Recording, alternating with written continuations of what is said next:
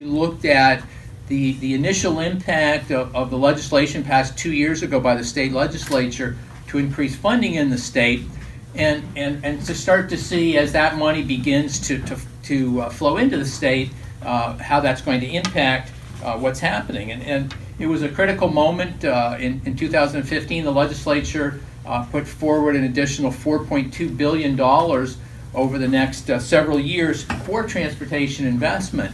But part of that left some of the money, actually a significant amount, over $2 billion, still reliant on at the discretion of future legislatures. And so as that program really begins to kick in, the concern, of course, is that $2 billion approximately is actually going to be available as we get 2, 3, and 4 years down the road of this program. So it's very critical that the legislature stay the course in terms of that funding, and then really at the local and state level, take a look at where the region, where the state stands, and moving forward, what level of funding is going to be necessary.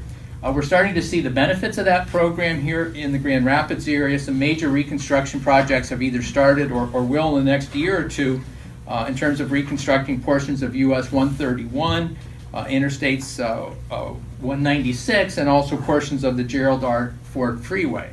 So you start to see those impacts as those major projects go forward. But the report also points out some significant challenges, notwithstanding the additional funding. The Michigan Department of Transportation says that right now, the highways and roads that they maintain, which are also the most critical roadways in the state, currently 20% have pavements in poor condition. They anticipate by 2020 that number will increase to 46%. So they're recognizing, even with the extra funding and these reconstruction projects starting, they're still going to see overall pavement conditions getting worse. The challenge in Michigan was that the deterioration of major roads, highways, and bridges got to such a point in the last 10 or 15 years that then the repairs become that much more costly. And so the state's facing that challenge.